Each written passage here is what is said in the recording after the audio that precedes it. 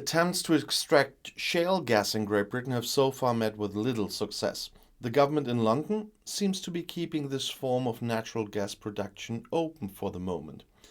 In a few days, the British government is due to present its long-awaited energy strategy. A further expansion of offshore wind energy and a revival of nuclear energy are likely to feature prominently in this. A renewed expansion of onshore wind turbines is also conceivable, which the government of then Prime Minister David Cameron largely stopped in 2015, which I understand because it's much more expensive. But could the country also start fracking natural gas? A few days ago, the oil and gas regulator surprisingly allowed oil and gas explorer Queere Resources to keep its two remaining test wells in northeast England open for a year longer than planned. Queere began exploring for shale gas in England in 2011. However, fracking test operations near the city of Preston caused more than 120 minor earthquakes in 2019 alone. After a magnitude 2.9 earthquake, the authorities stopped the test operation. Since then, the topic of fracking has actually been off the table in Great Britain. Queere is expected to cap its test wells by June of this year.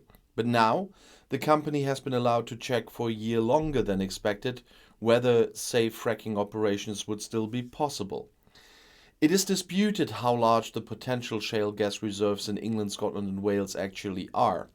Great Britain currently consumes between 70 and 80 billion cubic meters of natural gas per year for electricity generation and for heating private households.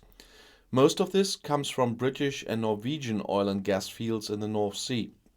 According to the government in London, less than 4% of the natural gas used in Great Britain came from Russia in 2021. However, the proportion of UK natural gas production in the North Sea has been steadily declining since production peaked in 2000. Therefore, for several years, investigations have been carried out into where there could be larger deposits of shale gas on land that could be extracted by fracking. In 2013, the British Geological Survey estimated that there may be between 23.3 and 64.6 trillion cubic meters of shale gas in the Bowland-Hodder region. In a further analysis in 2019, however, this estimate was scaled back significantly to just 4 trillion cubic meters. In 2020, the Industry Association UK Onshore Oil and Gas concluded in an expectedly benign study that fracking could generate between 90 and 330 trillion cubic meters of gas in the UK by 2050, which would correspond to between 17 and 22% of demand over that period. However, even the authors of the study acknowledged that these figures were only estimates and not based on proven reserves. There is little popular support for fracking. According to a survey last autumn, only 17% of the British population are in favor of it. There's also limited support within Prime Minister Boris Johnson's government and within the Tory party.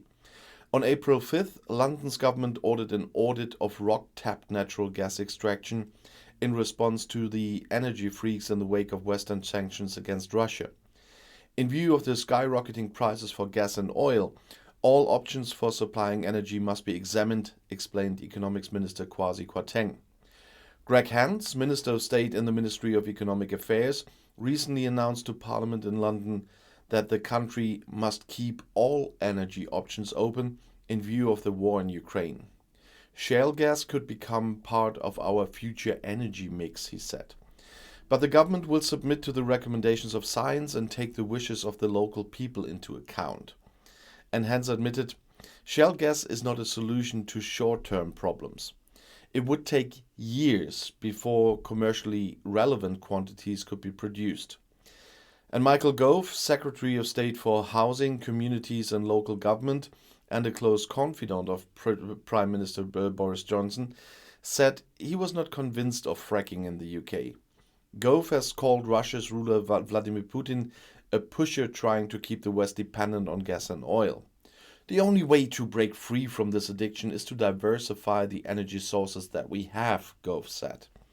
And that can only be done by expanding renewable energies. Some experts also point out that fracking is not an option in Great Britain for geological reasons.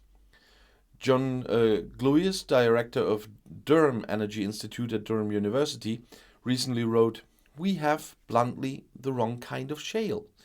It's too soft in the UK and not suitable for fracturing. There are also very small geological basins of shale gas in the UK, he said. Our island is also too densely populated to drill thousands of wells to sustain a shale gas industry, he said. Britain would be better off using geothermal sources for power generations, for example.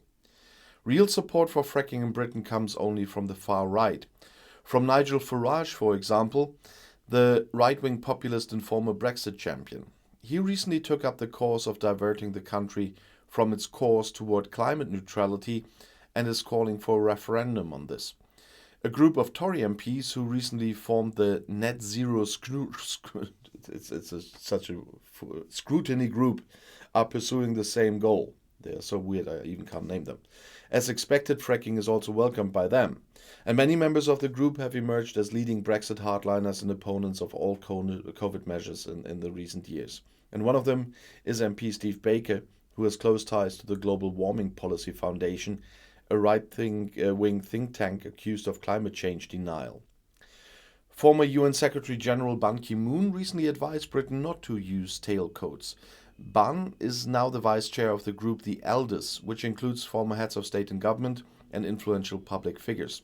He stated that as a result of the energy crisis and in response to the Ukraine war, states should turn to renewable energies and not return to fossil fuels.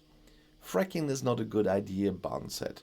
It's a very short-term gain that will lose mankind's long-term interests. I hope politicians have a longer-term vision for the good of the whole world.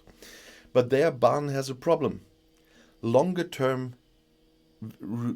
reality visions and UK government is something that doesn't fit together at the moment very well.